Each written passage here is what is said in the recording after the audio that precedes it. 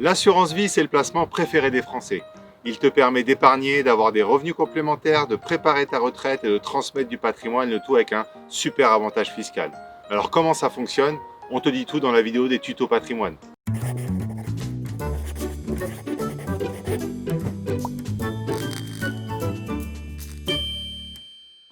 Salut à tous, salut à toi, bienvenue sur la chaîne Les Tutos Patrimoine. Aujourd'hui on va parler d'assurance vie, on s'excuse un petit peu à l'avance, on fait cette vidéo en extérieur avec un petit peu de vent, donc si jamais il y a quelques bourdonnements, toutes nos excuses.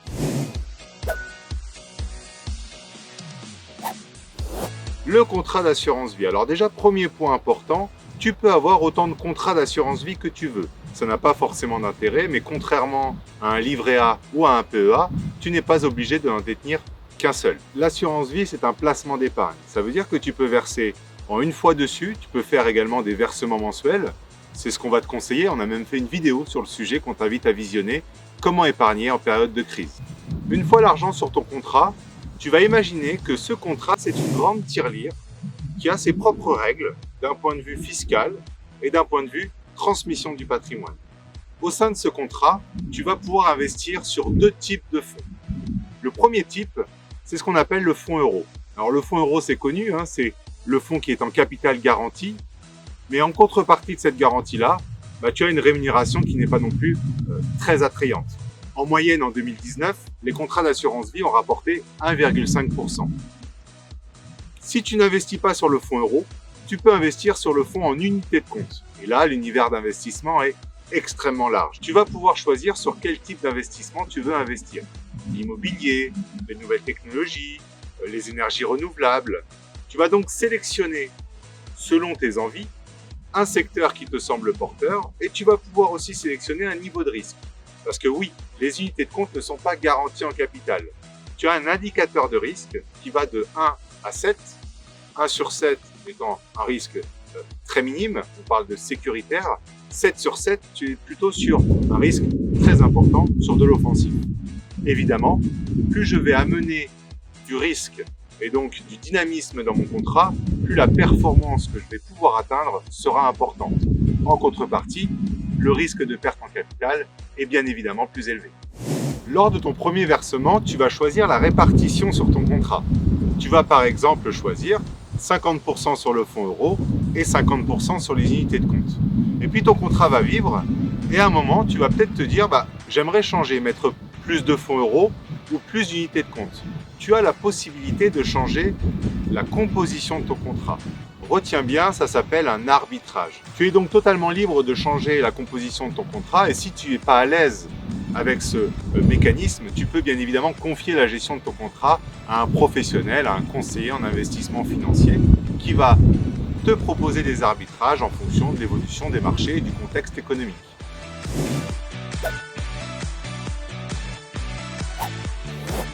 Tu es libre de verser quand tu veux sur le contrat. Et évidemment, tu es libre de faire un rachat quand tu veux sur le contrat. Donc, le mot rachat, c'est quand tu récupères l'argent qui est sur ton placement. Une fois par an, une fois tous les 3 mois, une fois par mois.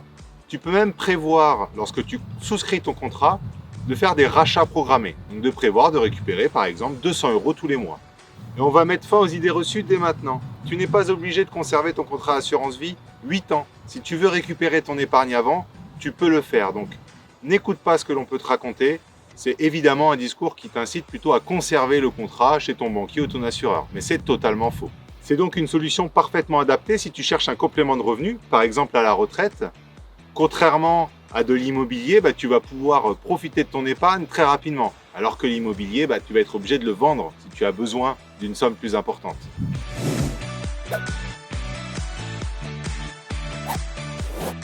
Autre avantage de taille, si tu n'as pas besoin de revenus, tu laisses ton épargne dans le contrat d'assurance vie. Et là, tu n'auras jamais d'impôt sur le revenu. Ton contrat va grossir mois après mois, année après année.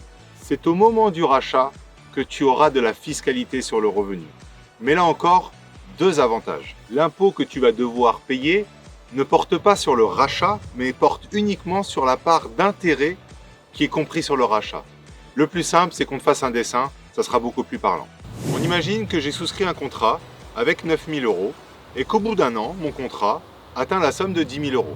J'ai donc 1 000 € d'intérêt sur le contrat, ce qui représente 10% de mon contrat. L'année suivante, je vais avoir besoin de 5 000 euros.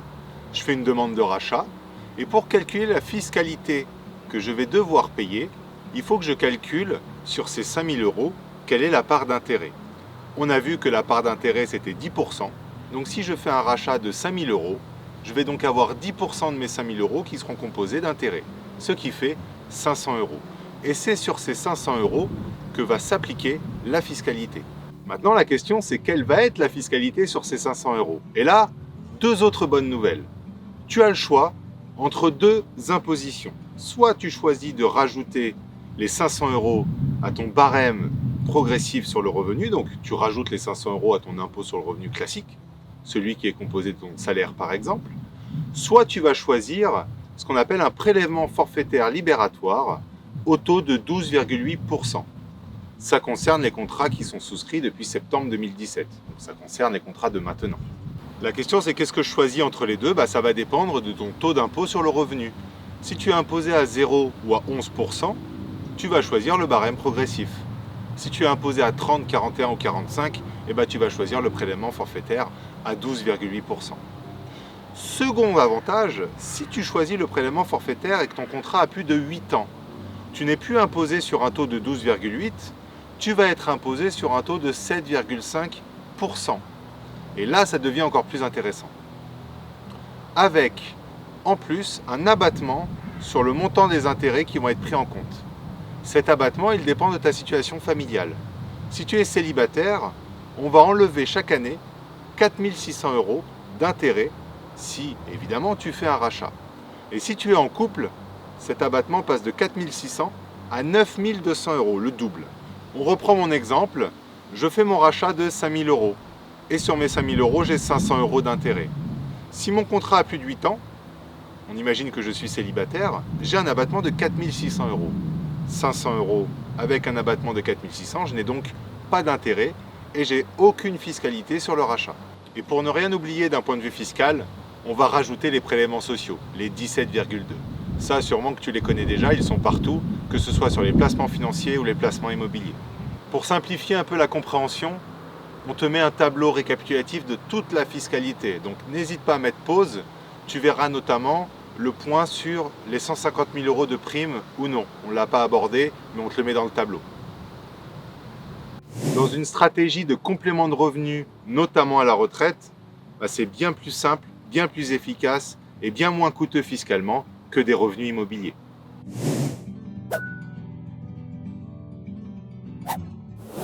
Autre point important sur l'assurance vie, la partie transmission. Lorsque tu ouvres un contrat d'assurance vie, tu vas avoir une clause bénéficiaire. Tu vas donc pouvoir décider de qui va hériter de ton contrat le jour où malheureusement tu ne seras plus des nôtres. Ton enfant, ton conjoint, un ami, une association, peu importe. Point important, sois bien précis sur ta clause bénéficiaire. Évite les clauses que l'on peut souvent retrouver à la banque ou chez l'assureur, mon conjoint à défaut mes héritiers. Il te faut plus de précision sur les bénéficiaires du contrat. Autre point important, le contrat d'assurance vie ne fait pas partie de ta succession. Les règles successorales du contrat d'assurance vie sont bien plus avantageuses que les règles de succession classiques. Et ça, c'est une super bonne chose. Dans une bonne stratégie de transmission, si tu utilises bien l'assurance vie, aucune fiscalité sur les successions ne sera due pour tes héritiers. Le jour où tu décèdes, le contrat d'assurance vie ne passe pas par la case notaire. Les fonds sont directement versés par l'assureur aux bénéficiaires de ton contrat. Maintenant, la question, c'est quelle va être la fiscalité sur ton contrat d'un point de vue succession. Il y aura une exonération totale des droits de succession dans deux cas. Premièrement, le bénéficiaire est ton conjoint marié ou ton conjoint pacsé. Deuxièmement, tu as ouvert un contrat avant le 13 octobre 1998, tu avais moins de 70 ans et depuis cette date, tu n'as jamais reversé dessus. Là, vraiment, conserve ton contrat. Il est totalement exonéré de fiscalité successorale. Ensuite, ça va dépendre de trois critères. À quelle date tu as ouvert ton contrat? À quelle date tu as fait les versements? Et quel âge tu avais sur les versements? Aujourd'hui, la règle, c'est que si tu verses avant tes 70 ans sur un contrat d'assurance vie, tu vas pouvoir transmettre jusqu'à 152 500 euros par bénéficiaire sans aucune fiscalité. Ça veut dire que si tu as 2 enfants, tu peux leur transmettre 305 000 euros, 152 500 chacun. Et les deux ne payeront absolument rien. Comment fonctionne le barème? De 0 € à 152 500, c'est 0%. De 152 500 jusqu'à 852 500, c'est 20%. Et au-delà de 852 500, c'est 31,25% de manière illimitée. Dans certains cas, tu vas avoir des droits de succession si tu suis une dévolution successorale classique qui vont être bien plus élevés que ça. Donc là, l'intérêt fiscal, il est extrêmement important. Pour bien comparer, aujourd'hui, si tu as 3 enfants et que tu veux leur transmettre 457 500 €, ça va à peu près représenter 26 000 € de droits de succession. Alors que si tu passes par le contrat assurance vie, ça va être zéro. Qu'est-ce qui se passe si tu verses après tes 70 ans? Là, c'est plus du tout les mêmes règles. C'est un abattement global de 30 500 €, peu importe le nombre de bénéficiaires. Ça veut dire que si tu as 10 bénéficiaires, ils auront un abattement de 30 500 divisé par 10, donc 3 050 € chacun. Tout ce qui sera versé au-delà des 30 500 € sera soumis au droit de succession classique. On n'est plus dans le cadre de l'assurance vie. Point important quand même, lorsque je verse de l'argent après mes 70 ans, le montant des intérêts générés parce que j'ai versé après mes 70 ans est totalement exonéré de droits de succession. Donc, ça peut quand même être intéressant de verser après 70 ans. Évidemment, tu vas te renseigner auprès d'un professionnel pour bien calibrer le montant des versements.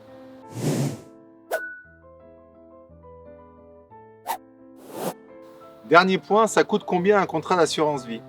Tu as 3 types de frais principalement. Premièrement, les frais d'entrée. Ça veut dire qu'à chaque fois que tu vas verser de l'argent, l'assureur va prendre une petite partie. C'est maximum 5%. Ça va de 0 à 5%. C'est assez simple aujourd'hui de trouver des contrats avec 0% de frais d'entrée. D'ailleurs, tu vas retenir ce conseil, c'est 0%, sinon rien.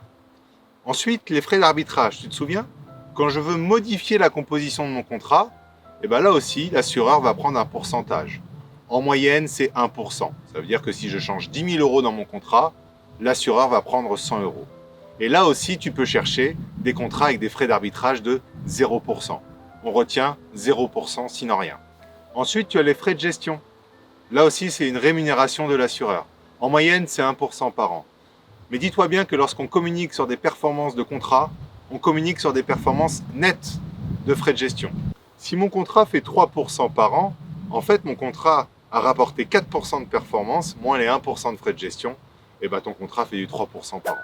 Il n'y a jamais de frais de sortie sur un contrat d'assurance vie ou de frais de rachat. Souvent, on confond la fiscalité sur les intérêts et les frais. C'est évidemment pas du tout la même chose. Si tu as ce que tu appelles des frais, mais ce qu'on appelle de la fiscalité sur un rachat, c'est que tu as eu des intérêts, c'est que tu as une plus-value. Et en France, lorsqu'on génère des revenus, comme une plus-value par exemple, on paye de l'impôt. C'est toujours le cas.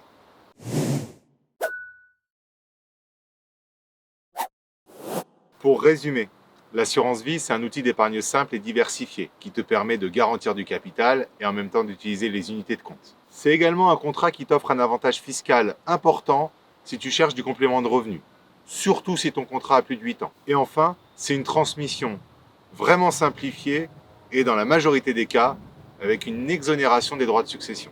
On espère que tu as compris pourquoi c'est le placement préféré des Français.